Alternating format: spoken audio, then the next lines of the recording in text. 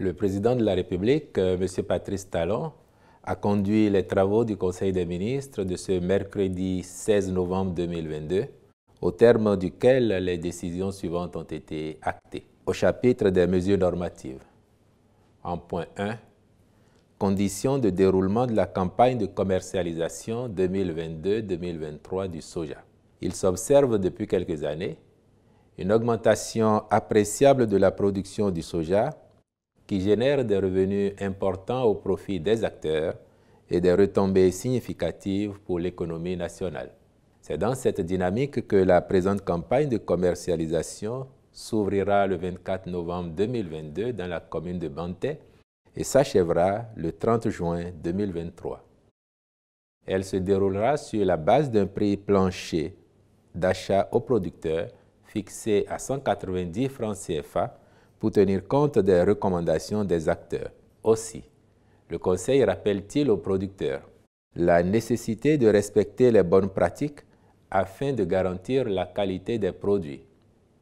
Les ministres concernés veilleront à l'application de la réglementation pour l'exportation des produits au cours de cette campagne de transition qui constitue la dernière avant l'entrée en vigueur de l'interdiction d'exportation des graines de soja non transformées à compter du 1er avril 2024. En point 2, approbation des statuts de la Société civile immobilière du port de Cotonou. Le centre des affaires maritimes est à construire à proximité du port de Cotonou. Prévu au programme d'action du gouvernement, le complexe accueillera l'ensemble des opérateurs portuaires dans un cadre moderne, fonctionnel et adapté à leurs besoins. La construction de ce centre permettra notamment de améliorer la fluidité des opérations portuaires et la célérité d'enlèvement des marchandises. Regrouper sur un même site tous les acteurs opérant dans l'import-export sur la plateforme portuaire et créer un cadre de travail plus convenable pour l'ensemble des intervenants. Désengorger le port de Cotonou et gagner de l'espace dans l'enceinte portuaire. Accroître les capacités opérationnelles des terminaux. En vue d'assurer l'administration et la bonne gestion du complexe permettant d'atteindre les objectifs assignés, le Conseil a marqué son accord pour la création, par le port autonome de Cotonou, de la société dénommée Société civile immobilière du port de Cotonou. Enfin, au titre d'autres mesures normatives, il a été adopté le décret portant transmission à l'Assemblée nationale du projet de loi fixant le régime des zones économiques spéciales en République du Bénin. Au chapitre des communications, en point 1, travaux confortatifs et complémentaires autour de la rocade de Porto Novo. Après une évaluation de l'ensemble des projets d'infrastructures routières en cours dans la ville de Porto Novo, il a été identifié des travaux confortatifs et complémentaires ci-après pour en optimiser les effets positifs. Le prolongement de la rocade du carrefour Agata au carrefour Podo sur un linéaire de 2,350 km en 2 fois 2 voies. Cette section établit ainsi la jonction de la rocade avec la route Wadon, Adjara, Medellín, Porto Novo en cours de réalisation.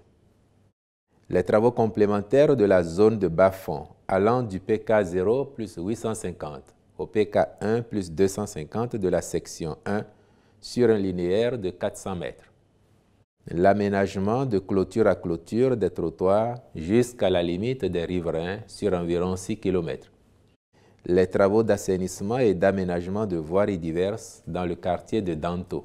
C'est donc pour en assurer l'exécution que le Conseil a autorisé la contractualisation avec l'entreprise qui a déjà réalisé les principales composantes des infrastructures.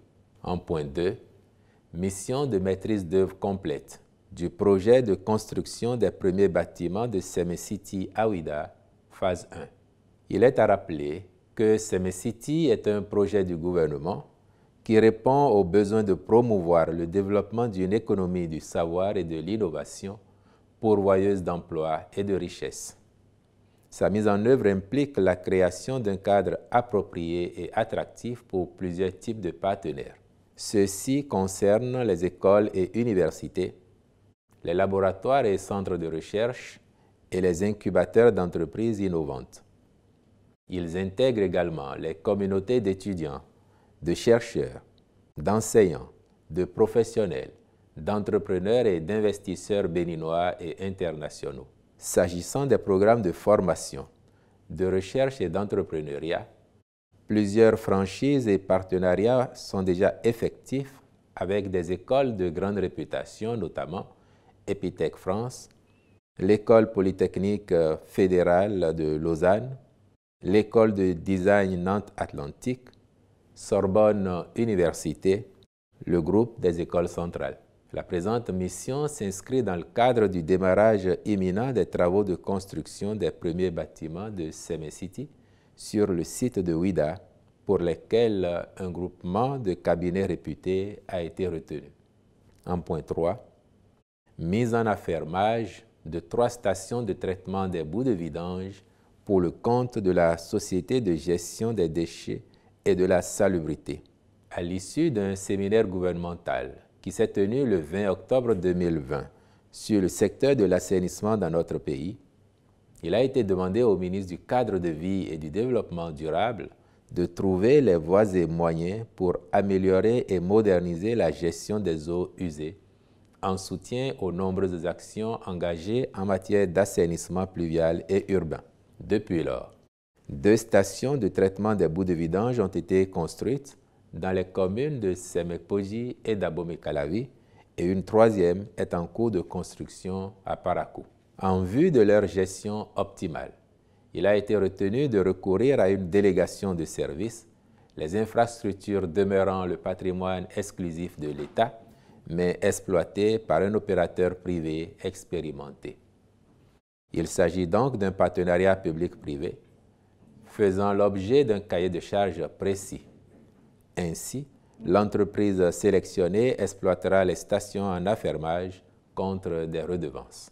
En point 4, compte rendu de la formation des bénéficiaires de bourses pour le master et le diplôme d'études spécialisées en anesthésie-réanimation et attribution de nouvelles bourses. L'évaluation, courant 2018, des besoins en ressources humaines du secteur de la santé a révélé un déficit et une répartition non équilibrée du personnel de santé dans les formations sanitaires sur l'ensemble du territoire national.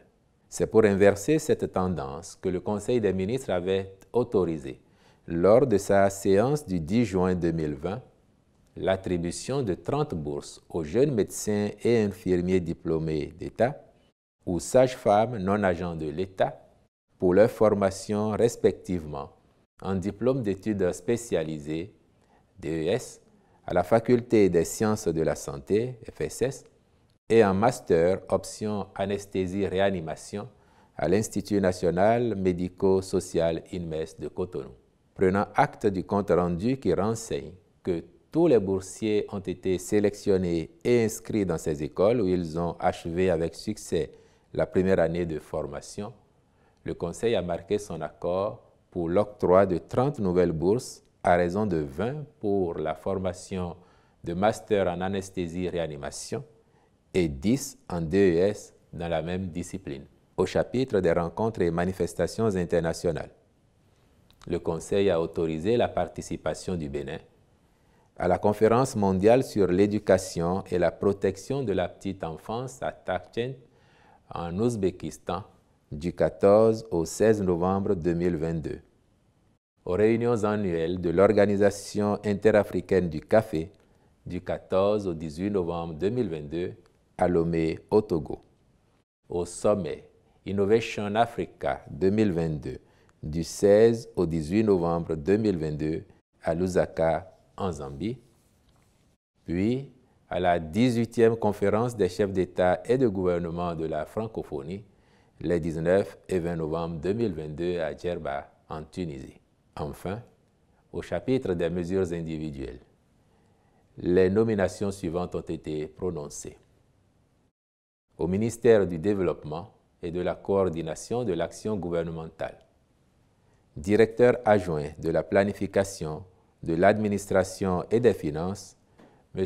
Ousmane Issa Boukaïla, au ministère de la Justice et de la Législation. Directeur de l'École de formation des professions judiciaires, Mme Bernadette Kodjovi Hundekanji. Après avis du Conseil supérieur de la magistrature, à la chancellerie, au cabinet du ministre, Messieurs Claude Dieudonné Moncho, Zéphirin Agassounon, à l'inspection générale des services judiciaires, inspecteur, Messieurs Eloge Akpo, Emmanuel Opita, Antoine Edakende Dahoué, à la direction de la protection juridique et judiciaire de l'enfance, M. Herbert Solevo. Dans les juridictions, Cour d'appel de Parakou, procureur général, M. Maouillon Thomas Dassi, Cour d'appel d'Abomey, conseiller, Mme Eudoxie Akwavi Marie-Christiane Akakpo, Cour spéciale des affaires foncières, président, M. Victor Fatinde, Cour des comptes, sur proposition de la présidente de la Cour des comptes, conseiller, Mme Danielle Seyinve Eliane Akovobaou, épouse Tohosi. Je vous remercie.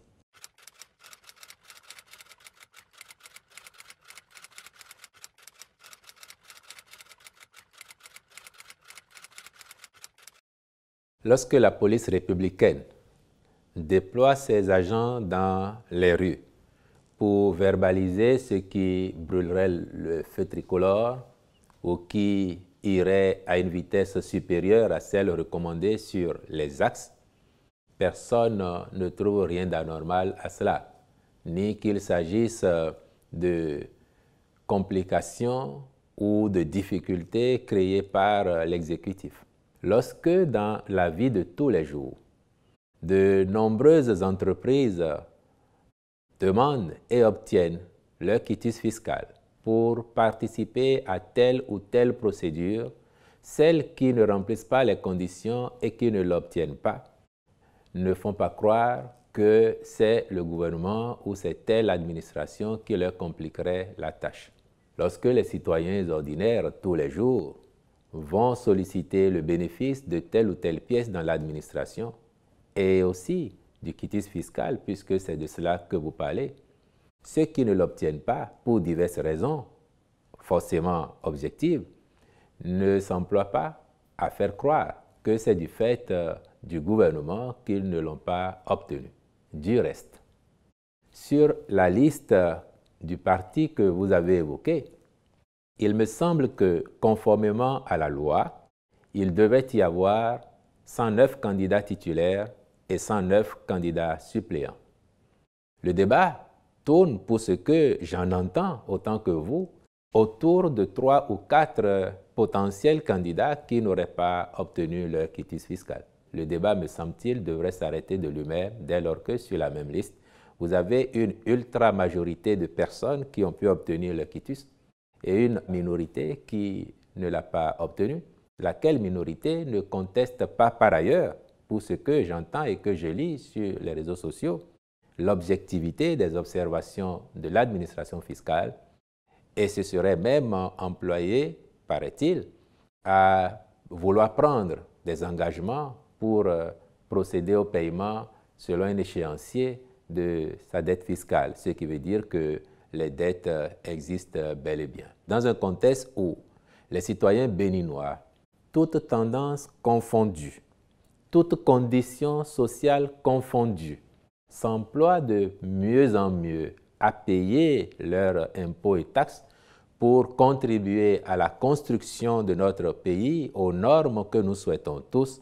Pourquoi voudriez-vous que dans ce contexte, quelques-uns s'exonèrent de leurs devoirs vis-à-vis de la République et veuillent faire croire qu'ils seraient victimes d'entourloupes ou de crocs en jambes d'adversaires politiques ou particulièrement du gouvernement. Le débat ne se pose pas. Donc, pour les 214 ou 215 candidats de ce parti politique, ni pour les 218 de tous les autres partis politiques qui auraient accompli leur devoir vis-à-vis de l'administration en payant leurs impôts. Donc, encore une fois, trêve de polémique. Attendons que la Sénat, qui en a la responsabilité, apprécie la recevabilité des dossiers des uns et des autres et nous pourrons être définitivement fixés sur qui a payé et qui n'a pas payé, qui est qualifié et qui n'est pas qualifié.